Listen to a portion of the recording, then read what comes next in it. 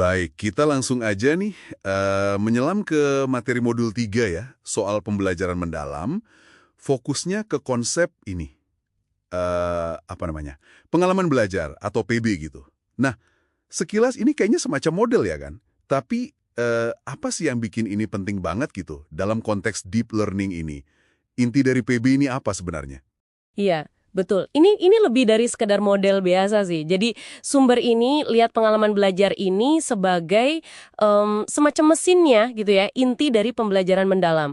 Jadi dia jembatan krusial yang nyambungin apa sih yang diharapkan dari lulusan, itu dimensi profil lulusan, sama gimana cara belajarnya, prinsip pembelajarannya. Tujuannya sih jelas, biar Anda sebagai pembelajar itu bisa sampai ke pemahaman yang beneran dalam gitu, bukan cuma di permukaan aja. Tadi deep dive kali ini berarti bongkar gimana PB ini bisa bikin pembelajaran jadi mendalam.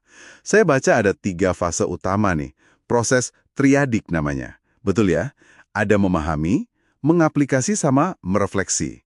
Nah, kita coba bedah satu-satu deh. Mulai dari yang pertama, memahami. Ini fokusnya kemana nih? Oke, fase memahami ini fondasinya. Fokus utamanya itu ke pengetahuan, aspek kognitifnya. Di sini Anda itu diharapkan aktif ya, mengamati, terus gali informasi, nanya-nanya, pokoknya membangun pemahaman awal tentang suatu konsep atau mungkin isu gitu. Ibaratnya kayak lagi ngumpulin puzzle informasinya dulu lah. Jadi bukan cuma nerima pasif, tapi eksplorasi aktif. Oke. Jadi kumpulin puzzle dulu di memahami. Gambarannya mulai kebentuk. Terus kita lanjut ke mengaplikasi. Nah, sumber ini bilang fokusnya ke keterampilan. Psikomotorik ya berarti. Contohnya seru nih, ada simulasi jual beli, ada praktik debat. Jadi ini bukan cuma tahu caranya, tapi beneran nyoba ngerjain gitu ya.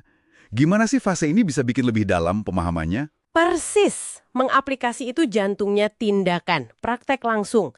Anda ambil pemahaman yang tadi udah dibangun, terus diuji di dunia nyata, atau ya minimal di simulasi yang mirip lah. Kayak contoh simulasi jual beli tadi kan. Anda bukan cuma tahu teori negosiasi, tapi harus nyoba, beneran nawar gitu. Mungkin salah, mungkin ngerasain tekanannya, nah di situ pengetahuan yang tadinya pasif, jadi kemampuan aktif, jadi skill beneran. Kedalamannya muncul dari situ, dari menghadapi kompleksitas pas menerapkan langsung. Iya, masuk akal banget. Jadi pengetahuan itu hidup gitu ya pas diaplikasiin. Nah ini fase ketiga yang menurut saya paling beda mungkin ya. Merefleksi. Dihubungkannya ke sikap, afektif. Contohnya nulis jurnal refleksi soal isu sosial. Ini kedengarannya lebih dari sekedar evaluasi, oh saya belajar ini. Gimana bedanya? Kenapa ini penting buat kedalaman? Nah, Anda nangkep poin kuncinya di situ. Merefleksi itu bukan cuma ingat-ingat lagi apa yang terjadi, di memahami sama mengaplikasi.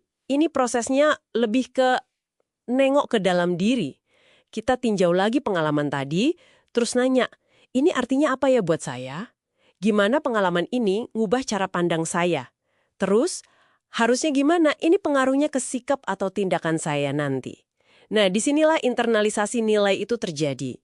Banyak loh model belajar yang berhenti di aplikasi aja. Tapi sumber ini nekenin banget. Deep learning yang sejati itu baru kecapai kalau refleksi ini secara sadar ngebentuk sikap sama nilai Anda. Ini yang sering kelewat sih. Oke. Jadi siklus memahami, mengaplikasi, merefleksi ini nggak jalan sendiri-sendiri ya. Mereka tuh saling terkait, muter terus, gitu idealnya. Buat memperdalam pemahaman, keterampilan, plus sikap juga. Tapi ada satu lapisan lagi kan ya yang ditekankan di sini. Katanya 3 fase tadi itu harus sengaja diterapin ke 3 aspek pengetahuan, keterampilan, sama sikap itu sendiri. Kenapa harus diintegrasiin gitu? Pentingnya apa? Nah, ini dia kuncinya biar pembelajarannya jadi utuh, holistik gitu. Seringkali kan kita belajar fokusnya cuma di 1 atau 2 aspek aja. Misalnya, Anda bisa aja tahu banget pengetahuan soal pentingnya empati. Tapi, nggak pernah latihan keterampilan dengerin orang lain pakai empati. Apalagi sampai benar-benar meresapi nilai empati itu dalam interaksi sehari-hari, sikap. Nah, itu belum utuh. Dengan sengaja menerapkan siklus triadik tadi, memahami, mengaplikasi, merefleksi, ketiga domain itu, pengetahuan, keterampilan, sikap, baru pembelajarannya jadi transformatif. Anda nggak cuma tahu, Anda jadi bisa melakukan, dan Anda menjadi pribadi yang mencerminkan pembelajaran itu. Itu dia intinya deep learning yang dimaksud sumber ini. Perubahan yang menetap. Oke. Gambaran besarnya mulai kelihatan jelas nih sekarang. Jadi, pengalaman belajar bukan sekedar metode ya, tapi lebih kayak filosofi belajar aktif gitu. Siklusnya dinamis. Kita gali pemahaman, kita uji coba dalam praktek, terus kita renungin dampaknya. Dan itu semua nyentuh pengetahuan, keterampilan, dan yang penting banget nih, sikap kita. Wah, kerangka yang cukup nuntut keterlibatan penuh ya, biar hasilnya benar-benar dalam. Terstruktur banget, tepat sekali. Ini semacam undangan ya buat kita belajar dengan lebih sadar, lebih transformatif, lebih dari sekedar transfer informasi pokoknya. Nah, mungkin sebagai penutup nih, pemikiran buat Anda renungkan dari Deep Dive kita kali ini, coba deh Anda ingat-ingat lagi pengalaman belajar terakhir Anda, mau yang formal di kelas atau informal pas nyoba sesuatu yang baru. Seberapa sering sih Anda secara sadar, sengaja gitu, nyisihin waktu khusus buat fase merefleksi? Bukan cuma mikir, oh saya belajar apa, tapi lebih ke gimana ya ini mengubah saya. Kira-kira nih, kalau refleksi semacam itu Anda lakukan lebih sering, lebih dalam, apa ya dampaknya nanti buat kedalaman pemahaman dan sikap Anda ke depan?